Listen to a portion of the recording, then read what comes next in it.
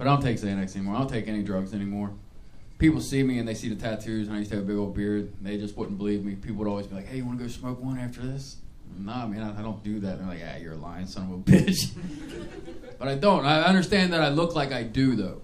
You know what I mean? So I have this conversation with people a lot. Like, look, I don't take drugs, but I used to. I even tried heroin for like a decade. It was like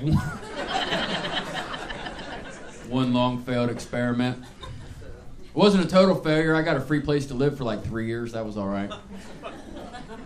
The thing about prison is this. You think you would hear the dumbest stuff in the world in prison, right? You would be wrong about that because it's when you get out. First day home, my mom comes to me. She goes, Jay, we're so proud to have you home. And I was like, I don't know exactly what you're trying to say, but I am damn sure that proud was not the word that you were looking for. The one I got the most of is, man, 3 years? How'd you do that? I couldn't do that. How'd you do it? For those of you who have never been to prison, it is not as difficult as you might think. For me, it wasn't even that inconvenient. First, they came right to my house.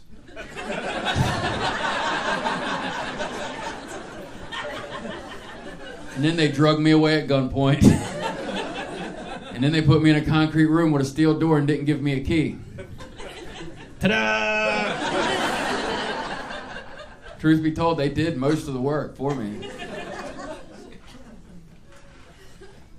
Could have been a lot worse, though. I was really young when I got locked up, and I'm glad that as a young man I went to the state pen instead of Penn State, because your chances of being raped there are way higher.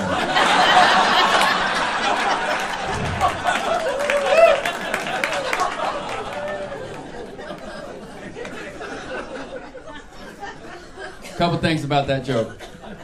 I really did go to prison in the state of Kentucky for possession of heroin charge. I got the charge, and then I represented myself in court because clearly super smart. And they offered me a probation deal, right? And well, here's the thing. I was living with my buddy Matt at the time on his couch, and I was basically homeless, living out of a book bag. And he comes to me one morning, the day of court. And he's like, "Hey, man, you can't wear a Metallica t-shirt to court. You just can't." And I was like, I don't have anything else. I live in your floor, right? He's like, I got a suit you can borrow. And I was like, oh, that's awesome. Thank you, right? Not thinking that Matt's both taller than me and thinner than me. So I go stumbling into court high as a kite wearing a suit that's too big and too little at the same time. Standing in front of the judge like, trying not to drool on myself. And they offered me a probation deal. They gave me a probation officer who was brand new on the job. Like, she was so new that she still thought that she could help people, right? And I spent 4 months proving her wrong about that. Eventually, she had to lock me up.